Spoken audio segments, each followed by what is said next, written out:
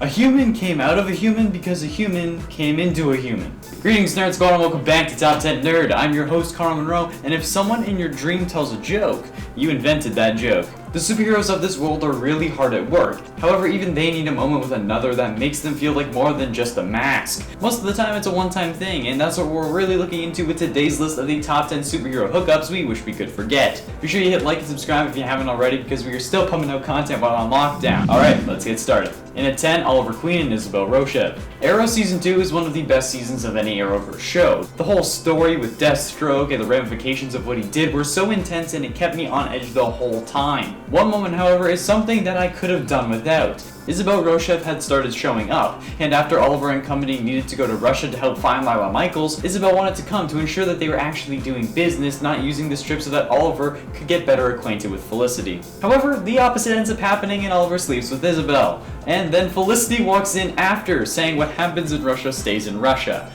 But I can't forget it. The fact that this hookup gives Oliver enough trust in Isabelle to give her the company for long enough to get him booted out causes the Queen family to crumble. They lose their fortune, Thea gets kidnapped by Slade, Slade gets the tech he needs to make a huge army of Mirakuru monsters, and Moira Queen bites the dust. This one hookup caused a lot more bad than good, so I wish it could have been forgotten. But I guess it technically was. Number 9, Batman and Batgirl. While the relationship is both highly out of character for the two, Batman being Batgirl's mentor and everything, apparently he just can't stop himself around her. This was obvious in the infamous scene from the Killing Joke animated version, where the writers decided they needed to pad out the runtime for the movie with Barbara taking out her frustrations with her mentor by climbing on top of him and getting way too close on a rooftop. It also happened more after that, being revealed in Batman Beyond 2.0 that while dating Dick Grayson, Bruce slept with Barbara again, and this time actually got her pregnant. This is really not in character for Bruce. Sure, he's brooding and a darker character, but he has a moral code and a conscience. However, the way that hookup was presented depicts him as a heartless sociopath. He doesn't even acknowledge the baby he ends up sticking Barbara with. Plus, this is something that Dick and Bruce never really recover from. It's just a total dick move. No pun intended. And at 8, CHESHIRE and Roy Harper. During Roy's attempt to go straight, he was sent to be an undercover agent to infiltrate a terrorist organization and dismantle them from the inside. And while he was planning on doing this, he definitely got inside. During his time there, he met up with a criminal known as CHESHIRE. They fell in love and ended up having a kid named Leanne. If the whole Roy working undercover a little too much thing wasn't enough, this kid ended up causing one of the worst story arcs in Green Arrow history, where in Cry of Justice, Prometheus sets bombs in his captors' home cities, one of those captors being Oliver. When Oliver returns to Star City and sees the destruction, he gets mad, but when he finds Leanne, Roy's daughter because of this hookup, crushed by a building, this coupled with more destruction and Prometheus having taken Roy's arm, causes Oliver to decide he needs true justice. So he hunts down Prometheus and puts an arrow right between the eyes. This leads into the trial of Oliver Queen, another one of the series' worst stories. I really wish this hadn't happened. I love Green Arrow. And at 7, Hank Pym and Janet Van Dyne. There is an unspoken rule in comics, where while yes, superpowers would come in play during bedroom time, nobody speaks of it. Even if things like super speed, elasticity, or even shrinking/growing could be of use. Even if things like super speed, elasticity, or even shrinking/growing could be of use. However, Jeff Johns broke that rule in 2003 with his memorable scene featuring the supersizer Hank Pym showing some of his abilities to his ex-wife Janet Van Dyne during Jeff's short-lived Avengers run. The rule breaking combined with the question of what exactly he was doing and the sight of him climbing through Janet's breast like he's a hobbit going on an adventure is just too much for my eyes to bear. And like, she was really getting into it. I know I'm gonna regret asking this, but like, I really wonder what he was doing. What in all living hell are you doing? Obviously it's not normal. And at 6, Supergirl and Comet the Wonder Horse. Look, sure, superheroes can have pets, that's fine with me. Crypto, Batcow, I love them all. But when you engage in a relationship with this pet, that's when it gets a little too much. Technically, she didn't hook up with him, but she almost did, and technically it was while he was human, but it's still too much. This horse literally had a thought bubble saying, if only I was human, I could tell her how I feel. Why do you feel romantic feelings towards someone of an entirely different biological genome?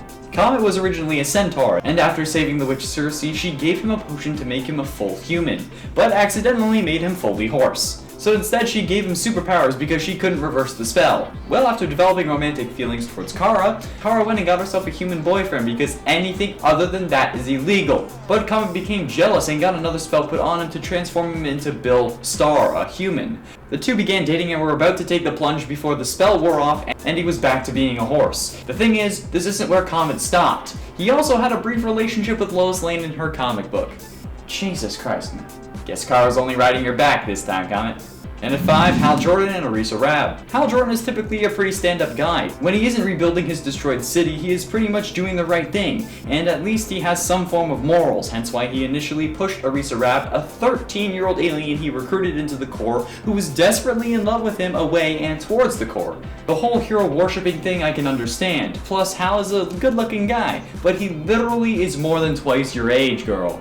However, using the abilities of her Green Lantern ring, she changed her body into more of an appropriate age. Her body was the right size and shape, but her mind was still that of a 14-year-old. However, this didn't stop old GL from giving into his base instincts and giving into her new mature look. It's not okay, and while sure he may not have known or may have just thought that she was older, it's still an issue. And it's not just his fault. I mean, why did she think this was a good idea? But I mean, she isn't really complaining. But it still isn't cool and it shouldn't have happened. Let me forget. And at 4, Superman and Supergirl. Krypton is a different planet, therefore they have their own laws and views on things. And Krypton has laws against the marriage of cousins, unlike some places on Earth. This, however, is literally the only thing keeping Superman from marrying Supergirl. He says it himself. And I brought it up on one of my first lists on this channel, when I was lame and boring.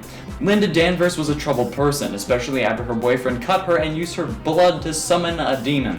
Matrix intervened and tried to cover up Linda's wounds and keep her alive, but instead fused with her. Since Matrix was essentially a proto-Supergirl, these things together made a new Supergirl after the old one had been written out of continuity. However, Superman fell in love with this version even after she used Kara's backstory posing as her. But he only revealed his feelings when he figured out that she wasn't really Kara. Still creepy. And at 3, Carol Danvers and Marcus Immortus. Avengers issue 200. One of the most infamous moments in Marvel canon. In this issue, we see Carol Danvers, who was Ms. Marvel at the time, get her mind hijacked by Marcus Immortus and turns her into his wife, then assaults her in ways that I can't really talk about on YouTube, and then gives her a baby. The baby she ends up giving birth to is Marcus as a baby to give him a form on Earth. That baby then grows rapidly into Marcus that then tries to marry her again. This comic was extremely poorly received, not only by the community, but also by the X-Men and Carol herself as she returned. When she did, she criticized the Avengers, saying that Beast was even willing to play teddy bear, and she's right. They let her go. No question. And then when she's back, they want her to rejoin the team. It's literally one of the worst moments in Avengers history, and it happened when they were supposed to be celebrating, making it to 200 issues. It's a shame, and it needs to be forgotten. We need to retcon that more, or like retcon it like in the real world. And at 2, the Parkers. I know this isn't really a superhero hooking up, but this hookup did result in a superhero. While we all know Peter Parker's backstory, what if we were wrong about it? The troubled storyline features an alternate to the story, so instead of Peter's father being loyal to his mother, he cheated on her. With her sister, meaning Aunt May if you didn't already know. Yeah, in the troubled storyline, Peter's father slept with Aunt May and got her pregnant. With the kid that would someday become Spider-Man. Aunt May was really Peter's mother. And looking at Marissa Tomei, I understand. What the hell? Like, why would anyone think that this should be a thing? This was a 5-issue miniseries that was an attempt to get females into comics. Having Aunt May be promiscuous and sleeping with her sister's boyfriend isn't really the way to get girls into comics. Sorry to tell you. They would already like Spider-Man because he's a teen and attractive, especially that Tobey Maguire fella. Oh boy. Oh, with that emo hair. Oh, and that dancing. Yeah. Oh, y'all think I'm boring now? Finally, in at number 1, Ultimate Scarlet Witch and Quicksilver. This has to be one of the worst things I've ever seen in comics, in the Ultimate series of comics. It's not like they changed the whole brother or sister thing either, and everyone seemed okay with it. The only one that wasn't concerned was Cap, and when someone explained to him that they just love each other, he said, of course they do. They're brother and sister. Why was this a thing? I can't help but be mad at this. Who, what, when, where, why, Alex. Thank you, Cap, for being the sensible one. There we have it, friends, the top 10 superhero hookups we wish we could forget. Which ones did you forget, if any, on this list, and what other hookups do you regret reading? Let me know below, and on your way down, be sure you hit like and subscribe for daily nerdy content, and ring that bell to know when we upload. Thank you all so much for watching. I have been and shall remain Connor Monroe, and I'll see you in another video. It also happened more after that, but it also happened more than that. Being revealed in Batman Beyond 2.0 that while Dick Grayson... What? I just had the wrong inflection. I just had the wrong inflection. And it ate Cheshire and Roy Harper. And it ate Cheshire and Roy Harper. And it ate Cheshire and Roy Harper. Cheshire and Roy. Roy, my boy.